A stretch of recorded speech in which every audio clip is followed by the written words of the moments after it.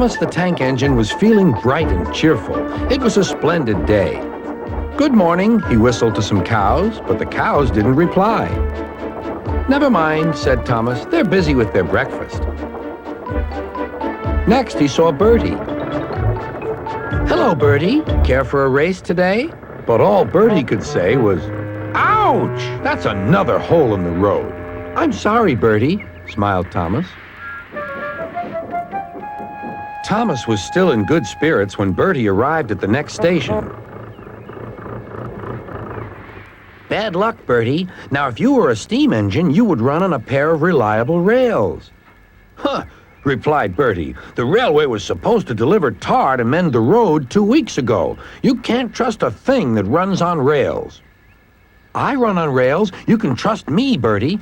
I'll see if I can find out what's happened." And Thomas puffed away towards the big station.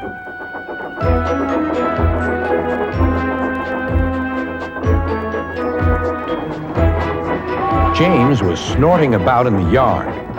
"It's too bad," he grumbled. "Percy goes to work at the harbor and I do his job, here, there, and everywhere. Take that!" "Oh," groaned the freight cars. "Just you wait. We'll show you." Gordon laughed. "I'll tell you what, James. If you pretended to be ill everywhere, you couldn't shunt freight cars here or go to the quarry there, could you?" "What a good idea," agreed James. "Look, here comes Thomas. I'll start pretending now." Thomas was sorry to see the engines looking miserable. "Cheer up," he puffed. "It's a beautiful day." "Yes," grumbled Gordon, "but not for James."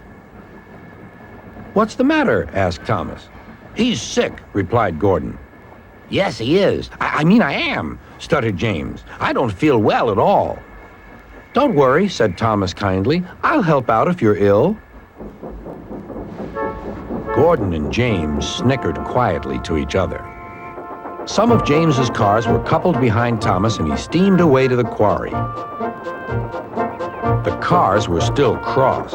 "We couldn't pay James back for bumping us, so we'll play tricks on Thomas instead. One engine is as good as another." But Thomas didn't hear them. He collected all the stone from the quarry and set off back to the junction.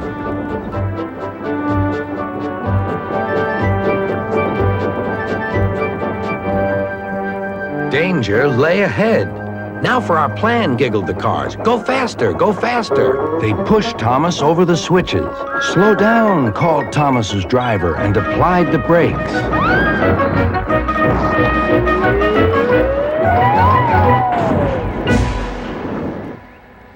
Poor Thomas stood dazed and surprised in a muddy pond as a toad eyed him suspiciously. "Bust my buffers," muttered Thomas. "The day started so well, too." Duck pulled away the cars, and Edward helped Thomas back to the junction. Suddenly, Thomas remembered the missing tar. He told Edward all about it. "That's strange," said Edward. "A car full of tar has been left at my station. That must be it. Driver will make sure it gets to Bertie now."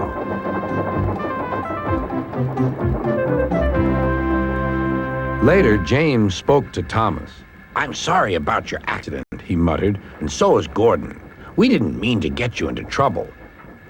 "No, indeed," spluttered Gordon. "A mere misunderstanding, Thomas. All's well that ends well." Just then, Bertie arrived. He looked much more cheerful. "My road's being mended now." "Oh, I am glad," replied Thomas. "Thanks for all you did," added Bertie. "Now I know I can trust an engine, especially if his name is Thomas." Gordon and James puffed silently away to the shed, but Thomas still had company. "Well, well," he sighed, "what a day for surprises." The toad, who was looking forward to a ride home, noisily agreed.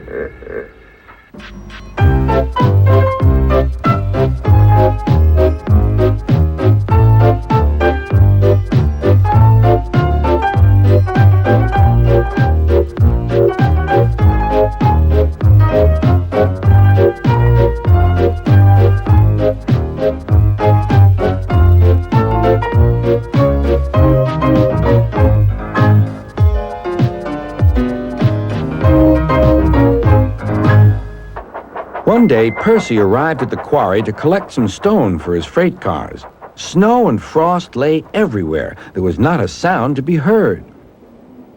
Percy ventured further. He found Mavis, the new diesel engine, resting in the shelter of some rocks. "Cheer up, Mavis," he whistled. Mavis was still remembering the trouble she'd had with cars. "Manager says I don't listen to advice. He says I've no business jauntering down Toby's line. Toby's a fusspot." "Toby has forgotten more about freight cars than you will ever know," replied Percy. "You must put the cars where he wants them. Then you'll be a really useful engine. Now, if you'll excuse me, I have to take these stones to the harbor." Mavis liked Percy, but she still wouldn't listen to his advice. "Why shouldn't I go on Toby's line?" The siding arrangements were awkward. To put the cars where Toby wanted them, Mavis had to make several journeys. She started making a plan. "If we used the teeniest bit of Toby's line," she said to her driver, "we would save all this bother." Her driver, suspecting nothing, allowed them to go as far as the first level crossing.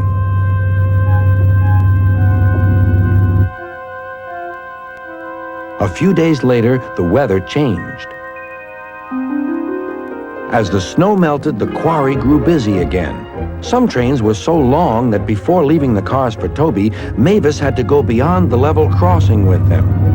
Now for her plan. She would go further down the line without it seeming her fault. "Can you keep a secret?" she asked the freight cars. Yes, they chattered.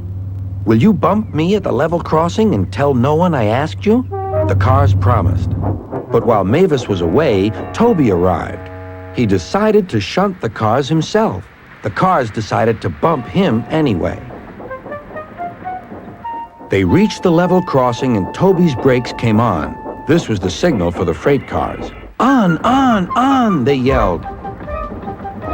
Toby was away, with the cars screaming and yelling behind him.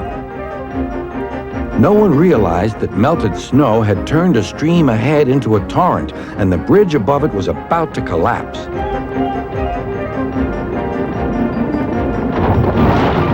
The rails were now like a tightrope across the thundering water. "Stop! Stop!" cried Toby. His driver fought for control. They came nearer and nearer to the bridge. It was all or nothing now. The driver braked hard.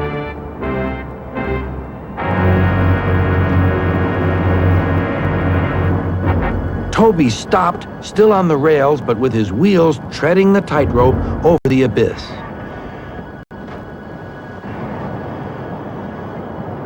Mavis was horrified and quickly came to the rescue.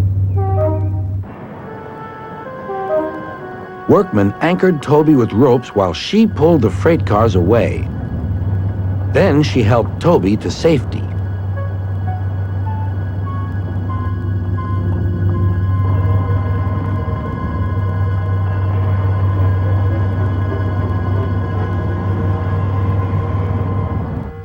"I'm sorry about the cars," said Mavis. "I can't think how you managed to stop them in time." "Oh, well," said Toby, "my driver told me about circus people who walk tightropes, but I just didn't fancy doing it myself." Later, Sir Topham Hatt arrived. "A very smart piece of work," he said. "Mavis, you did well too, I hear." "It was my fault about those cars, sir," she faltered. "But if I could..." "Could what?" "Come down the line sometimes, sir. Toby says he'll show me what to do." "Certainly," replied Sir Topham Hatt, "if your manager agrees." And so it was arranged. Now Mavis is as happy as can be, and Sir Topham Hatt thinks she's really useful indeed.